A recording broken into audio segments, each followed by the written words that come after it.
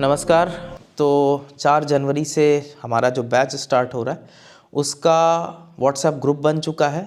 आप सभी उसको ज्वाइन कर सकते हैं। उसमें आपको आने वाले नए बैच की जो 4 जनवरी को डेमो क्लास है उसका लिंक आपको उसी ग्रुप में मिलेगा। तो लिंक नीचे कमेंट और डिस्क्रिप्शन बॉक्स दोनों जगह है, आप उसे क्लिक करके ज्वाइन कर सकते हैं। आप अपना क्वेश्चन पूछिए। ये दोनों सर मुझे एस्ट्रोलॉजर्स मैं आपके ये पास पूछ मौजूद है पैनल के। हाँ, तो मेरा क्वेश्चन ये है कि क्या क्या मुझे अभी कोई फूड एलर्जी है या ओके फूड एलर्जी है ओके, क्या? तो स्टेप वाइज स्टेप चलेंगे। अब मीना जी से क्या करें हम? सर एक नंबर नंबर ले ले लें। लेते हैं 108 एक नंबर के बीच लेते हैं में। 1 से लेकर के 108 के बीच में। तो पहला काम करते हैं कि जगन्नाथ होरा को खोलते हैं और एक बार अभी की तत्कालिक लग्न देखते हैं और एक नंबर लेते हैं मीना जी से। मीना जी आप एक नंबर बताइए, वर्तिका जी ने आपसे एक नंबर मांगा है। 91। 91 दिया। अब सविता जी मुझे बताएंगी कि जजमेंट कैसे लेंगे। पहला स्टेप हमें क्या लेना है सविता जी? कर्क लगन राइज हो रही थी और हम्म। अभी लगन कौन सी है? कुंभ। तो तुम कुंभ कर्क के लिए क्या हुआ? 6-8 में आ एक गया। 6-8 में आ गया। मैंने 6-7। कहा ना हेल्थ के लिए ये बहुत इंपॉर्टेंट सब्जेक्ट मैटर है कि लग्न आपको 6-8-12 में मिलेगी when ever there is a health related प्रश्न। चलिए अब आप जरा इसको आगे की ओर ले चलते हैं। तो हमें फूड एलर्जी देखनी है। तो हमें क्या देखना है, कैसे समझना है इसको, जरा मुझे बताइए आप लोग। सर सेकंड हाउस को तो देखना पड़ेगा, सेकंड को देखना पड़ेगा, लग्न चंद्र को को भी भी देख देखना सकते पड़ेगा। हैं, कारक हम्म। है ना। लगन को भी देखेंगे। तो मेरे को तो अब लग रहा जरा है इनको देखते फूड हैं। एलर्जी है। नहीं नहीं, अब स्टेप बाय स्टेप चलिए लगने से नहीं है, ठीक है। सर राहु आप आया लगन में तो हम लेंगे इस रा, क्वेश्चन को। राहु आया है लगन पे। आप ये देखिए कि यहाँ पर डाउट है और यहाँ पर चीजों में डाइसीनेस है और यहाँ पर इनकी हेल्थ खराब हो सकती है। ये भी तो दिखाएगा राहु। हम्म। हम्म। राहु जहां भी है वहां प्रॉब्लम है। हाँ। नहीं सर, तो जैसे पहली ये चीज, पूछ रहे थे कि एक मिनट, आपने एक एक एक सूत्र करके एक बताया। एक करके कि पहले सविता जी का वो डाउट क्लियर कर देते हैं। राहु लगन पे है तो यहाँ पे लेंगे क्योंकि मीना जी हेल्थ के लिए पूछ रही है। मुझे पता है कि राहु अगर लगन पे होगा तो हेल्थ खराब हो सकती है। This is what I can hmm. Understand from the question. Hmm. Correct sir. अब वर्तिका जी आप बोलिए, आप क्या बोल रही थी? मैं कह रही थी जैसे आपने एक सूत्र बताया था कि राहु लग्न में आए तो मत करो इंटरप्रेट, क्योंकि आपका इंटरप्रिटेशन गलत हो सकता है। गलत हो सकता है, लेकिन अब मुझे ये पता है। देखिए हर चीज को ये भी समझना चाहिए कि एकदम स्ट्रेट जैकेट में नहीं डाल सकते। अगर मीना जी इस समय कोई ऐसा क्वेश्चन पूछती कि सर मेरा यहाँ पैसा फंसा हुआ है, ये सब बातें, तो मैं इसको नहीं करता। हम्म। मुझे पता है हेल्थ का प्रॉब्लम है, तो Rahu in the lagna can safely indicate there is a problem in the health. ठीक है। हम्म। तो अब आगे जरा एक एक करके हम चलते हैं, इसको हम देखते हैं। तो फूड एलर्जी के लिए आप लोगों ने बोला कि सेकंड हाउस को जज करो, सेकंड लॉर्ड को जज करो और जज करो चंद्रमा को भी देख लो, है ना। इतने सारे चीजों को देख लिया जाए। अब जरा आप लोग इसमें जज करके मुझे बताइए कि क्या स्थिति है। चंद्रमा एर्थ में है चंद्रमा एर्थ में एज अ और कारक मार्स ही का is aspecting second, he is aspecting second house second, as a sixth Mars का लॉर्ड। भी एस्पेक्ट है। मार्स का भी एस्पेक्ट मार्स है। का भी एस्पेक्ट है और सैटर्न स्वयं वहां विद्यमान है। हम्म। और करेक्ट। जुपिटर और वो सेकंड लॉर्ड रेट्रो हो गया है। रेट्रो है। और सेकंड लॉर्ड रेट्रो भी है और राहु एन। का डिस्पोजिटर हो करके सैटर्न वहां पर है। पकड़ में हम्म। नहीं आ रही है चीज। हाँ। अगर कुछ है तो वो पकड़ में नहीं आ रहा है। हम्म। पहली चीज राहु दिक्कत देगा, हम शार्प पकड़ नहीं पाएंगे यहाँ पे, ये समस्या हो सकती है हमको। ठीक है। कुछ तो लग्न रिपीटेशन लॉर्ड जैसा भी भी सेकंड आ में। रहा है। क्या चीज? कुछ रेपिट आपको पहले भी ऐसे कुछ हुआ है क्या मीना जी? नहीं, मुझे है ना, बाकी चीजें ठीक आ रही हैं, पर मैं रियलाइज कर रही हूँ कि खाना खाने के बाद ही मुझे सारी बॉडी में ना खारिश हो रही है। तो I was just hmm, thinking कि खाना छोड़ दूं, मतलब व्हीट ग्रेन छोड़ दूं, क्या छोड़ूं, समझ नहीं आ रहा। चलिए एक एक करते हैं, एक एक करके करते हैं। पहले तो अब इस प्रश्न को हम लोग देखते हैं। Lagna lord in the second house, there is something going on definitely. It is also aspected by moon, which is the dispositor of Mandi and Gulika, and it is aspecting second house, right? Moon is Moon, the also car. Sixth Lord. Ah, moon is also sixth lord over here. तभी तो मैंने बोला he is the sixth lord. He is a problem maker. He is the karka for food. And second house is heavily afflicted as well by Mars, by sixth lord. जी. लग्न Lord अब यहाँ पर थोड़ा affliction cause कर रहा है क्योंकि राहु का डिस्पोजिटर होकर के गया हुआ है. तो लग्न Lord is not that big problem, but it is being aspected by inimical planets. Nice. So there is a food allergy for certain. There is a problem. 110% there is a problem. Sir ये D मुझे nine वहीं में से moon भी पता चल देखिए गया. 12th में क्या है. हाँ, 12th में D9 गया. में आपने पकड़ा सही कि मून 12th में गया और अफ्लिक्टेड भी काफी है 6 नंबर राशि का होकर के. केतु वेतु के साथ सैटर्न की दृष्टि के साथ काफी हेविली अफ्लिक्टेड है. तो कहीं ना कहीं अल्टीमेटली मीना जी प्रॉब्लम तो फूड एलर्जी की है 100%. I can sense it. Yes, मैं अभी भी देयर इज ऐसे अ ऐसे हिंट. खारिज करे जा रही हूँ, मतलब लंच के हम्म. बाद से ही हो रहा है. Yes, so there is a problem. Hmm, problem कर कौन कौन से ग्रह सकते हैं? अब आप देखिए, प्रॉब्लम जो जो इस भाव को अफ्लिक्ट करेंगे वही प्रॉब्लम कॉज करेंगे. पहले तो मैं हाँ. कहूंगा कि ठंडा खाना अपने डाइट से एकदम बाहर कर दीजिए मीना जी.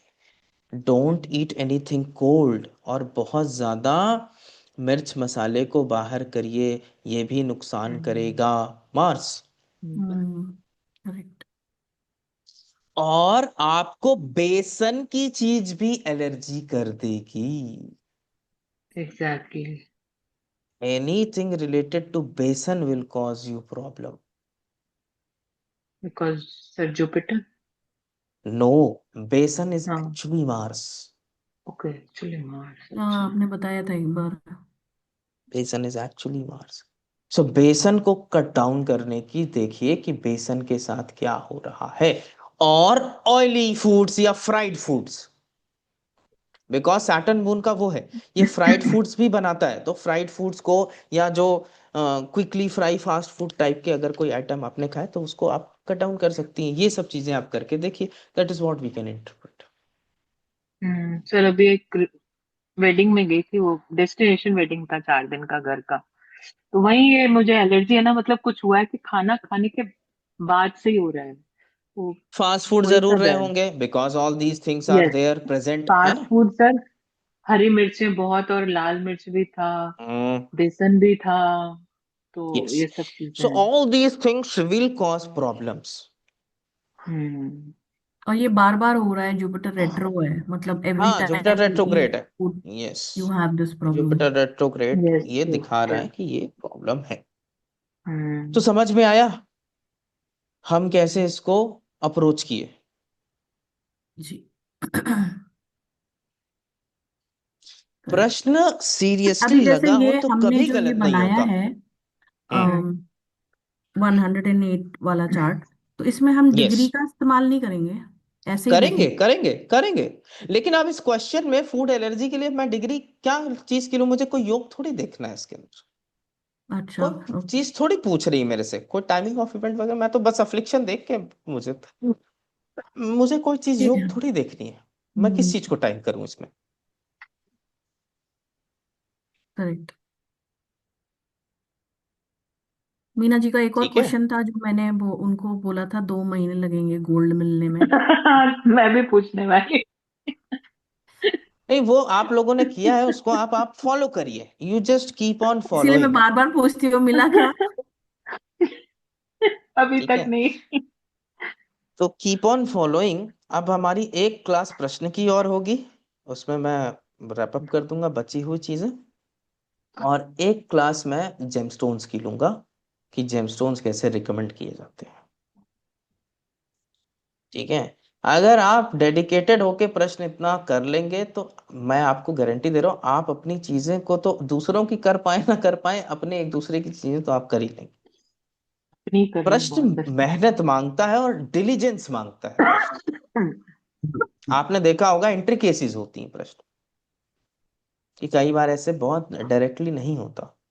इसके साथ आप लगातार साल 1.5 साल जब आप इसके साथ रम जाएंगे प्रश्न में, अभी आप लोग बहुत अच्छा करते हैं, एक दूसरे से पूछते रहते हैं, specially Savita ji, Vartika ji, keep on doing this. तो ये अच्छी चीज है, इससे आप क्वेश्चन को समझना सीखते हैं, क्वेश्चन को फॉलो करना सीखते हैं, क्वेश्चन की जर्नी सीखते हैं।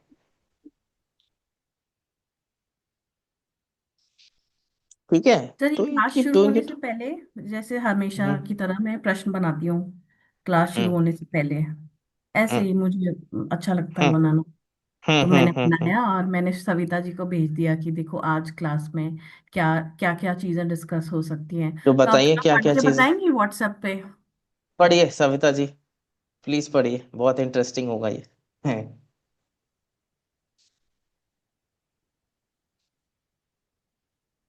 अमीना जी, बेसन अवॉइड कर दीजिए, बेसन आपको नुकसान कर रहा सर मुझे लग रहा था। है। सिक्स हैवी 6 हैवी क्लास रहेगी आज। हम्म। हेल्थ पे डिस्कशन या कोर्ट केस या लड़ाई झगड़ा का, मतलब तो 6 आया। 6th पे ही ज्यादा आपने के फोकस था, बीमारी मीना जी की ली, कंपटीशन लिया, आपके हेल्थ के प्रश्न बहुत सारे किए, और फाइनली एक लाइव क्वेश्चन भी हेल्थ का किया हेल्थ का। Yes sir. है। तो 6 से ही रिलेटेड क्लास है। प्रश्न गलत नहीं हो सकता, हम्म। ये यकीन करिए कि प्रश्न गलत नहीं हो सकता, हमारे इंटरप्रिटेशन में हमको फॉल्ट हो सकती है, प्रश्न नहीं गलत। सर मेरे साथ एक चीज हो गई थी कि एक हम्म प्रेजेंटेशन था, हम्म और मतलब कमिटी मेंबर्स के साथ एक प्रेजेंटेशन था। मुझसे क्वेश्चन पूछा मेरी कलीग ने कि ये प्रेजेंटेशन कैसा जाएगा। ठीक है। तो मैंने दृक पंचांग में कुंडली बनाई। अब वो कभी तो हम्म मैंने रोटेट करके रखी होगी सैटर्न को, वो लगन बना के। वो वैसा का वैसा ही आया, सैटर्न ही आया हम्म लगन में, मतलब हम्म ऐसे ही हम्म आया। उस हिसाब से मैंने चेक किया और मैंने बोला कि नहीं अच्छी जाएगी। बट हम्म मैंने प्रेजेंटेशन नहीं अच्छा गया, वो खराब ही हम्म गया। पर और हम्म क्लियर भी नहीं हुआ। बट मैंने बाद में जब मैं वर्तिका मैम के साथ डिस्कशन कर रही थी, मुझे बाद में रियलाइज हुआ कि उनका एक प्रश्न लेते वापस सेम ही वही आया, कुंडली आया। तो थोड़ा सा मुझे ये हुआ कि ये वापस सेम कैसे आ गया। देखा तो वो सैटर्न रोटेटेड ही था। तो तब मुझे प्रश्न रियलाइज और कि ज्योतिष डिवाइन विल होती है, आप ये समझ रही कैसे हैं। हो गया। वो जो आ जाता है उससे चीजें निकल जाती हैं। मेरे मुंह से तो हाँ वो निकल ये गया। बहुत, हाँ, डिवाइन होता है, this is a very divine this thing. मैं Yeah. आपको बता रहा हूँ ना, मैं खुद एएम पीएम की कुंडली मैंने आप लोगों को पीछे दिखाया था। हाँ बताई एएम थी। पीएम की वही कुंडली में मैंने टाइमिंग सही निकाल रखी है कि तुम्हारी शादी टाइम फला टाइम पे होगी, और वो वही टाइम हो रही है। वही वो। 12 घंटे के डिफरेंस में ये काम कर चुका हूं मैं। तो और मैं छोड़िए, मैं बहुत ही रिस्पेक्टेड एक सीनियर है, और वो चार्ट कर रहे थे, मैं बैठा हुआ था साइड में, बहुत सारे लोग बैठे हुए थे, वो चार्ट कर रहे थे, और उन्होंने नवांश लिया, उनको ये लगा ये D1 है, सेटिंग्स में वो नवांशी ऊपर ही लगा हुआ था, उनको लगा D1 है।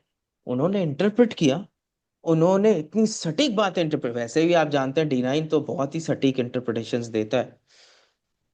मैं 10 मिनट बाद ये रियलाइज किया कि सर गलत चार्ट से इंटरप्रेट कर रहे हैं, पर मैंने टोका नहीं, मैंने कहा लेट द इंटरप्रिटेशन हैपन, एक भी पॉइंट गलत नहीं, hmm. Although it was reflecting in D9। But मैं आपको बता रहा हूं कि वो D1 नहीं इस्तेमाल करके वो उन्होंने, बाद में मैंने सर के कान में बोला, सर एक तो हम गलत चार्ट किए थे, बोले कोई बात नहीं, उन्होंने मुझे ये बात बताई, बोले कोई बात नहीं, that the nature was willing to tell that this is the working chart, hmm, it was the sign of that nature that this is the working chart, you better do it from now। कोई tension नहीं लिया, हुआ। ये वही मैंने है। सीखा था 6-7 साल पहले, सर के सामने बैठा हुआ। हम्म। तो वहां से मैं समझ में आया कि कई बार there is a divine will. अभी रिसेंट वाले केस में तो जब एएम पीएम हुआ, मैं अपना सर पकड़ के बैठा हुआ था, मैंने कहा यार 12 घंटे का गैप। और जो है टाइमिंग ऑफ मैरिज जो बोला वही हुई, प्रश्न तो लगाया भी नहीं था। सविता जी के केस में सविता जी के हस्बैंड के लिए 2 बार जॉब टाइमिंग किया था, कोई प्रश्न इस्तेमाल नहीं किया था उन्होंने, तो बस ऐसे D1 से देख के D1 के ही ऐसे बोल दिया था, हम्म। कोई प्रश्न इस्तेमाल, और दोनों ब्रैकेट में एकदम सटीक टाइमिंग आई थी, है ना। हाँ, एकदम वही ब्रैकेट में ही आया। हाँ वही ब्रैकेट में है, हम्म। तो ऐसा नहीं है। और कई बार कई चीजें ऐसी होती हैं कि मैंने की हैं और वो हुई ही नहीं। हम्म। तो ऐसा नहीं है कि हर बार आप 100% करेक्ट ही होते हो, तो ये भी मत मान लेना कभी। हमेशा हम्म। अपनी गलतियों पे नजर रखिए और उनको सुधारने की कोशिश भी करते रहिए, ये बहुत जरूरी चीज है। हम्म। और आगे हम्म। भी कभी लोगों को सिखाइए तो कभी भी ये हीरो बन के मत सिखाइए कि मैं कभी गलती नहीं करता। जो मैं आज के एस्ट्रोलॉजर्स को देखता हूँ तो मुझे लगता है कि वो लोग तो अपने आप को भगवान रिप्रेजेंट करते हैं। आप भगवान नहीं हो सकते, आपसे गलतियां होंगी ही होंगी। तो प्लीज सामने वाले को बताइए कि गलतियां हुई हैं तो वो नहीं करे, कम से कम हम्म। आपकी गलतियां वो ना दोहराए, तो बी रिस्पॉन्सिबल। और अगर आपने कोई गलती की है तो जब वो दोबारा क्लाइंट आए तो उसको फिर एंटरटेन करिए, उससे भागिए मत। Don't run away, please entertain that person again, because it's you who are at fault.